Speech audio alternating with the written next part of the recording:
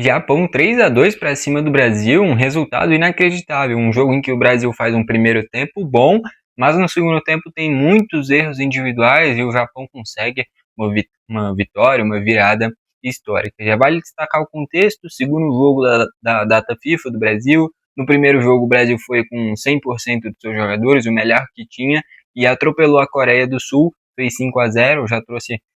Eu tenho dois canais de futebol, que é esse daqui, o R42 Futebol, né? E o outro é o 21 Futebol Clube. Não me recordo em qual dos dois que eu trouxe, mas caso você queira conferir, tá lá. Eu destaquei que o Japão é uma seleção melhor do que a Coreia. A Coreia talvez tenha também a sua melhor geração da história, assim como é o Japão. Mas a questão da Coreia é que é um ou outro jogador acima da média, como é o Kim Min-jae, que é um bom zagueiro, o Son, que é um excelente atacante, o Hwang, que nem jogou, mas é outro bom atacante, o Kang In-lee do PSG. Mas então, assim, 5, 6 jogadores. O Japão é quase que o time inteiro com bons jogadores. O Kamada, que já joga no Crystal Palace, o Eda, que fez gol, daqui a pouco vou destacar, o Minamino, uma referência técnica desse time, o Doan jogou demais. Então, assim, é um time que tem mais jogadores de alto nível, é um time mais encaixado há mais tempo. Era esperado que desse mais dificuldade. E foi assim, o Brasil abre um 2-0 no primeiro tempo, não é um 2-0 assim como foi contra a Coreia, em que o Brasil é muito dominante, não. Aqui foi um jogo onde o Japão se defendia bem, conseguia até dar mais perigo do que o Brasil, só que em momentos assim de muita lucidez dos meio-campistas, principalmente do Bruno Guimarães e do Paquetá, encontraram grandes passes e aí frente a frente, com o goleiro adversário, tem muita qualidade a seleção brasileira e a partir daí fez esse 2-0. Já no segundo tempo, muitos erros individuais e eu vou pontuar um por um aqui nesse vídeo, tá bom? Então vamos por partes, como surgiu cada gol. Primeiro gol do jogo é um gol do Paulo Henrique e, eu já queria destacar também, recentemente, também não sei se foi no 21 Futebol Clube ou no R42 Futebol, você pode conferir se você quiser ver. Eu fiz a análise da convocação da seleção, cara. E o ponto principal desse jogo é o Fabrício Bruno, não tem como. Se o Brasil perdeu, foi por culpa do Fabrício Bruno. O Ancelotti não falou literalmente por culpa do Fabrício Bruno, mas falou que foi o erro do Fabrício Bruno que fez o Japão ganhar confiança, o Brasil pipocar dentro do jogo, se atrapalhar e tomar essa virada. E é basicamente isso mesmo. A seleção brasileira é melhor, mesmo sendo um time reserva. Tem jogadores melhores do que o time titular do Japão. E aí a gente percebe a diferença, né? Porque é a melhor geração da história do Japão, com praticamente todo mundo que tinha de melhor. Tudo bem que não tinha o Endo, que é um grande volante do Liverpool, que não jogou, né? Um ou outro desfalque também. Mas era o melhor que tinha. Já o Brasil foi com um time misto, né? A gente optou por ir para um time misto e eu acho certo, é amistoso, tem que testar mesmo. Eu não acho que seja o fim do mundo perder para o Japão, ainda mais é amistoso, não vale nada. Para se fazer testes mesmo, e o Paulo Henrique é a grande notícia dessa data FIFA. O Brasil consegue encontrar um lateral direito que rende na seleção, né? Vinha sendo aproveitado o Wanderson e o Wesley. Eu torço pro Grêmio, né? Então eu gosto do Wanderson, ele surgiu no Grêmio. Mas na seleção foi muito mediano, não fez nada demais. E o Wesley também não fez nada demais, é um cara que ataca bem, mas defensivamente não foi lá essas coisas. Já o Paulo Henrique ataca muito bem também e tem muita força física, então assim, ele defende bem também. Acaba que o terceiro gol ele talvez poderia ter fechado melhor a finalização. Terceiro, não, segundo, que termina no gol contra do Fabrício Bruno. Poderia ter fechado melhor na finalização. Isso é verdade. Mas é um cara que está contribuindo bastante. Eu comentei na análise do jogo contra a Coreia. O Paulo Henrique é um cara muito esforçado. Esse tipo de jogador eu torço demais que dê certo. E aparentemente deu, né? Porque fez um grande jogo, já tinha ido muito bem contra a Coreia. E esse primeiro gol do Brasil é uma maravilha. Foi um gol lindo. Uma troca de passes ali do Paquetá com o Bruno Guimarães. O Bruno Guimarães acha um belo passe. O Paulo Henrique ataca o espaço, finaliza de trivela, abre aí o placar. Um tempo depois, o Brasil também troca passes, vale destacar já o Japão com uma linha de 5 defensores, então com muita dificuldade do Brasil encontrar espaço. Tanto é que o Brasil criou poucas chances claras. Por mais que tenha feito 2 gols no primeiro tempo, foi basicamente isso que o Brasil criou. O Suzuki, goleiro do Japão, não teve praticamente nenhuma defesa difícil. Eu não me lembro de nenhuma defesa dele, inclusive. Né? Quando o Brasil chegou, fez o gol. A questão é que chegou pouco, né? E aí esse segundo gol é um belo passe do Paquetá, onde é muito mérito do Vinícius Júnior também, porque ele força a utilização do Paquetá na jogada, e depois ele puxa o zagueiro para sair da área, né? E aí o Martinelli ataca o espaço, fica sozinho, o Paquetá dá um passe lindo de cavadinha por cima e o Martinelli faz 2-0. Ali parecia que o Brasil, mesmo tendo dificuldades contra o Japão, iria vencer de forma tranquila como foi contra a Coreia. Fecha o primeiro tempo dessa forma, mas no segundo tempo o jogo muda. E o jogo muda por conta do Fabrício Bruno. O primeiro gol do Japão é com 7 minutos do segundo tempo, uma jogada que o Brasil está saindo jogando, e aí tem um cara do Japão que ele ataca já a opção de passe que o Fabrício Bruno iria. Provavelmente era o Beraldo, que era um cara mais próximo dele ali. E aí, quando ele vê que o atacante do Japão pressiona direto, ele fica sem opção de passe, porque ele já tinha feito o pé de apoio para dar o passe no Beraldo. Quando o cara do Japão já vai e fecha a marcação, se ele dá o passe onde ele queria, o cara do Japão pega a bola. E não dava tempo dele pisar na bola, ter outra opção. Acho que talvez a melhor coisa que ele poderia fazer é forçar um recuo para o Hugo Souza ou tentar dar um bico para a lateral. Mas não conseguiu, se desequilibrou e deu a bola no pé do Minamino, que desconta ali e faz o 2-1 para o Japão. Logo em seguida, 10 minutinhos depois, sai o gol do 2-2, uma jogada que vem de uma virada de jogo, o Paulo Henrique fica em dúvida em quem marcar, com isso o jogador do Japão tem liberdade para finalizar. Aqui consta que foi gol do Nakamura, mas para mim claramente é gol contra do Fabrício Bruno. Um chute do Nakamura e aí o Fabrício Bruno vai tentar cortar, bate literalmente na canela dele e entra, gol contra do Fabrício Bruno. E aí eu quero destacar o seguinte, cara, eu já tinha comentado isso na convocação da seleção brasileira, quem quiser, tá gravado, tá provado aqui o que eu vou falar. Eu não gosto do Fabrício Bruno. Por méritos, pelo que ele vem jogando, ele merecia convocação, ainda mais pelos desfalques da seleção. Mas ele, sei lá, tem uma energia meio ruim, cara. É um ego, uma arrogância muito grande, cara. Acho que ele desenvolveu isso na época dele do Flamengo. O Flamengo é o time brasileiro que mais tem isso, né? Esse ego, essa arrogância. Vamos jogar com os fatos. A própria torcida do Flamengo admite isso. O Flamengo é o principal time do mundo. É o famoso flamengocentrismo, né? E isso é péssimo para qualquer coisa, porque você embala uma fase ruim, você vira um lixo. Quando você tá bem, você vira o melhor do mundo. O Samuel Lino tá passando por isso, por exemplo. O cara começou bem, nossa, um craque, merece seleção e foi convocado. Aí começa a jogar mal, nossa, que pereba, jogou dinheiro no lixo. Então é tudo em extremos no Flamengo. Acho que o cara desenvolveu isso no Flamengo, cara. É quase uma doença isso daí. E aí é uma marra, um ego lá em cima, cara. E não tem motivo para isso. É um zagueiro que é rápido, é um zagueiro que sai jogando bem. Só que esse fator a mais, essa personalidade dele, eu acho muito ruim, cara. Muito ruim. Eu não teria convocado ele se eu fosse o Ancelotti, não é nem pela parte técnica, mas é por esse além dele, esse além que mais atrapalha do que ajuda. Outra coisa também é o Hugo Souza, que daqui a pouco eu vou comentar como foi o terceiro gol, mas é outro cara que é muito bom, é bom goleiro, não é fácil ser goleiro do Corinthians, e algo até curioso, porque o cara não sentiu a pressão em ser goleiro do Corinthians, que é uma das maiores torcidas do Brasil, a torcida mais apaixonada do Brasil, inclusive. É incrível o que a torcida do Corinthians faz em todos os jogos, e não sentiu o peso da camisa. Aí na seleção, toma esse golzinho furreco, cara. Eu sei que é um cabeceio próximo dele, já vou destacar logo como foi esse terceiro gol. Na base da bola parada, um cruzamento, o Beraldo dormindo. Por sinal, essa dupla de zaga, Fabrício Bruno e Beraldo, não dá, porque o Fabrício Bruno, essa personalidade dele atrapalha.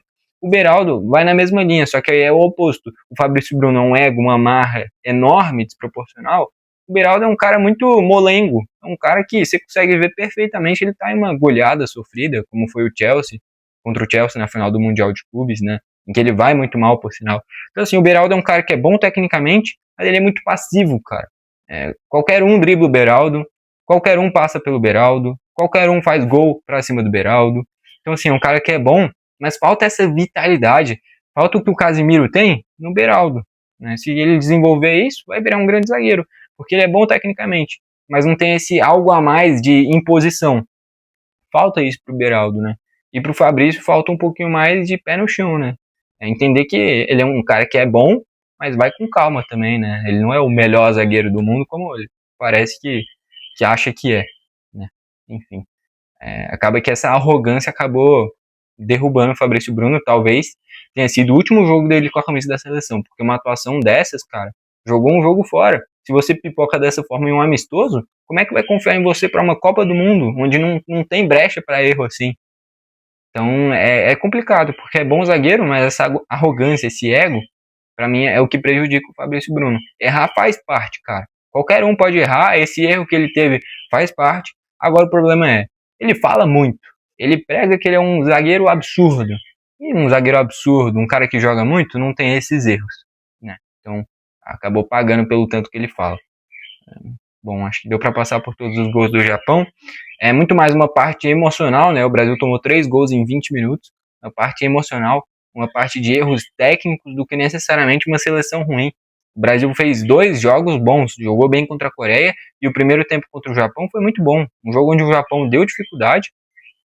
O Duan fez o que quis para cima do Carlos Augusto. Já vale destacar, vou destacar aqui para mim os principais jogadores que foram bem e os principais jogadores que para mim foram mal. Vamos começar pelos que foram bem, pelo lado otimista, né? Paulo Henrique, na lateral direita, espetacular, mesmo tendo o Wanderson, mesmo tendo o Wesley, Vitinho, para mim o Paulo Henrique é o lateral titular da seleção brasileira hoje, e para mim o reserva é o Wesley. Tá? Eu acho que o Vitinho não tem uma capacidade ofensiva necessária para um jogador de seleção brasileira, e o Wanderson não fez nada demais com a camisa da seleção. E olha que eu torço pro Grêmio, eu gosto do Wanderson. Mas eu iria, no momento atual, com Paulo Henrique e Wesley para lateral direita nas convocações. Na dupla de zaga, os dois muito mal. Tanto o Beraldo quanto o Fabrício Bruno muito mal. Vou passar por todo mundo, velho. O Hugo Souza muito mal também, não aproveitou as oportunidades que teve. Falha, foi só o terceiro gol. Os 2 primeiros não tinha muito o que fazer. Mas o terceiro gol é uma bola em cima dele. Eu sei que é muito próximo, mas tem que defender. Goleiro de seleção brasileira não toma esse tipo de gol. Na esquerda, uma notícia muito ruim. Carlos Augusto muito mal. Talvez o Carlos Augusto seja o lateral esquerdo brasileiro mais consolidado no futebol mundial. O cara joga na Inter de Milão. Só que em rendimento ele foi o pior na seleção brasileira. O Caio Henrique entrou bem, que é um cara que é muito bom ofensivamente, ele era meio campista e virou lateral, né? E o Douglas Santos aproveitou muito bem a oportunidade, ninguém nem lembrava direito do Douglas Santos no Zenit. E na seleção ele rendeu muito bem. Então, a partir de agora, levando 2 laterais esquerdos, eu levaria Douglas Santos e Caio Henrique. Ou outro teste, né? O Douglas Santos tem que continuar indo. Agora, o Carlos Augusto, na minha visão, perdeu muito crédito, porque o ponto forte dele é a parte defensiva. E o Doan fez o que quis para cima dele, foi ali o ponto de desequilíbrio no jogo. O Doan para cima do Carlos Augusto fez o que quis. No meio de campo, a gente já tem a dupla de volantes titular, né, que é o Casimiro e o Bruno Guimarães, os dois muito bem. O Bruno Guimarães principalmente jogando muito bem, deu assistência, o jogo passado também, o Casimiro também bem. Estou gostando bastante dos dois. O Paquetá eu achei que fez um bom jogo, a assistência dele para o Gudo Martinelli é uma maravilha. Ele não tem essa chegada à frente que um Rodrigo da vida tem, né, como foi no quarteto do jogo passado, né, Vinícius, Rodrigo, Estevão e Matheus Cunha. Não tem essa chegada à frente o Paquetá em relação a eles, natural. O Paquetá é mais um segundo volante do que um meio atacante, inclusive. Mas ele fez um bom jogo. Talvez quando precisar de uma chegada mais à frente, você puxa o Paquetá para um segundo volante, tira o Casemiro, ou tira o Bruno Guimarães, ou tira o próprio Paquetá. Mas para um jogo que tem mais dificuldade, um jogo que precisa de mais compactação no meio de campo, dá para usar o Paquetá porque ele marca bem, chega bem à frente também. E aí o trio de ataque, o Martinelli muito bem no jogo, atacando os espaços. A movimentação do Vinícius com o Martinelli eu achei muito interessante. O Vinícius não fez nada brilhante, mas essa movimentação dele foi muito boa. O segundo gol, por exemplo, saiu assim, ele puxando a marcação. E o Luiz Henrique pelo lado direito, eu achei ele muito preso, cara. Muito preso pelo lado direito, tanto é que o gol do Paulo Henrique, o Paulo Henrique teve que vir pelo meio, e ele é lateral, né? Então o Luiz Henrique estica bastante o campo, e ele é bom jogador, mas é claramente um jogador para vir no segundo tempo. Como foi o time reserva, um jogo de testes, ele foi titular. Mas é claramente reserva da seleção. Pelo que vem jogando nas últimas convocações, merece de fato ser convocado, mas para ser reserva quando o Brasil jogar 100%, não para ser titular. Entrou o Richarlison, não aproveitou as oportunidades. Entrou o Rodrigo, dominou o jogo, né? Na reta final ele virou quase um volante, criando tudo, né? Entrou bem. Caio Henrique pelo lado esquerdo entrou bem. O Joelinton, cara, é porque assim, ele só é convocado porque ele joga no Newcastle, cara. Mas é um jogador muito mediano, um jogador que não consegue jogar no espaço curto, mas é um jogador muito forte fisicamente, né? Então ele ganha muitas disputas, chega bem à área. Eu confesso que eu não vejo nada demais no Joelinton. Ele só tá na seleção porque ele joga em um clube de alto nível, que é o Newcastle. E é por isso que, por exemplo, o Wanderson e o Wesley vinham sendo convocados e o Paulo Henrique não. Porque quando o cara joga fora, joga num time de mais mídia, internacional, são caras mais valorizados. Mas se o Joelinton jogasse o que ele joga no Newcastle no futebol brasileiro, ele não seria convocado. Só é convocado porque ele joga no Newcastle. O Estevão entrou bem, criou boas jogadas, e o Matheus Cunha entrou, finalizou também, fez boas jogadas. A questão do Matheus Cunha é que eu não consigo sentir esse poder de decisão dele. É um cara que dá pra ver que tem muita qualidade, mas eu sinto que ele some nos momentos decisivos, né? Não que esse tenha sido um momento decisivo, mas eu não sinto essa personalidade para ele ser titular, talvez, de uma seleção brasileira, né? O Estevão já dá pra ver isso, ele consegue decidir jogos. O Matheus Cunha, eu não consigo sentir isso. Dá pra ver que o Matheus Cunha é bom jogador, mas não dá pra sentir que ele é um jogador grande ainda, para momentos grandes. Principais destaques aqui do Japão, pra gente ir pra reta final do vídeo: o Doan fazendo uma ala direita, então teve muito papel defensivo também.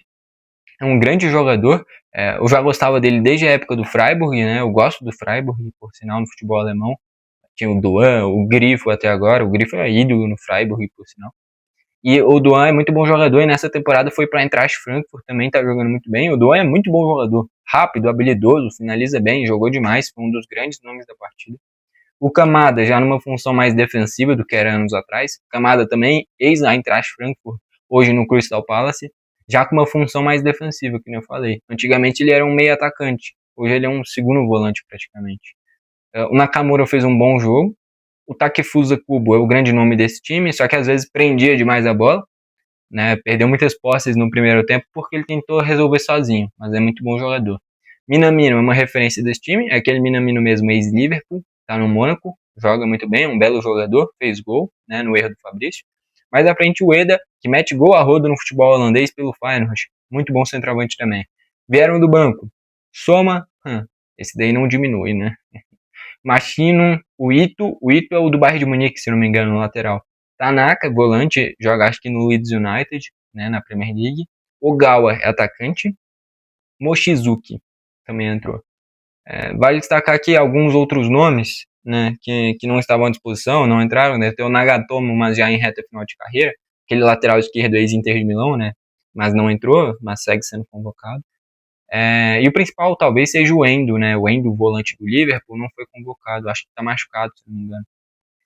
Enfim, tem alguns nomes bem interessantes, é a melhor geração da história do Japão, tem bons nomes, principalmente do meio para frente, Kubo, Minamino, Ueda, caras protagonistas nos seus times, em times de alto nível, né? Como é o Kubo na Real Sociedad, o Minamino no Mônaco, o Ueda no Feyenoord. É um bom time, cara.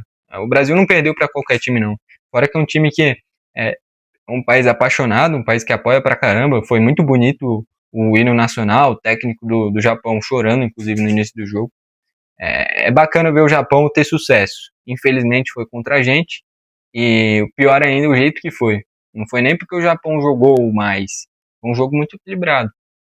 E o Brasil, nesse jogo equilibrado, estava vencendo. Só que aí apareceu os erros individuais, o anímico foi embora, o Fabrício Bruno entregou os 2 primeiros gols, o Hugo Souza desviou da bola praticamente no terceiro, e aí a gente toma essa virada em lances pontuais, em erros individuais, e isso não pode acontecer em jogos grandes. Aqui é amistoso, aqui é a hora de errar. Só que em Copa do Mundo, você não pode errar dessa forma. Enfim, vamos ver como é que vai ser nas próximas convocações, para ver como é que o Brasil vai chegar na Copa, porque é ali que realmente importa. Isso daqui, cara, é só um amistoso. A gente pode ficar chateado, pode ficar triste, pode ficar estressado, mas é só um amistoso, não muda em nada. Ganhar ou perder amistoso não muda em nada. Que nem eu já comentei recentemente aqui, ganhou da Coreia de 5-0. Não era para falar, já vem o Hexa, ou é só a Coreia. Perdeu de 3-2 pro Japão, não é para falar também, tá tudo certo. Não é assim. Assim também como não é para falar, é tudo uma merda, tudo horrível, perdeu pro Japão, seleção horrível. Também não é assim. Vamos ter equilíbrio, né? Porque na internet, para você conseguir visualização, infelizmente você tem que ir nos extremos. Provavelmente eu coloquei uma capa extremista aí também, no vídeo, né? Porque é só assim que o povo assistir hoje em dia. Mas a verdade é que tem que ter equilíbrio, porra. É amistoso, cara. Eu torço pro Grêmio. Esses dias o Grêmio venceu de 5-0 do Brasil de Pelotas. Não é por isso que eu tô falando, o Grêmio é um baita time, vai ganhar o Brasileirão, pô.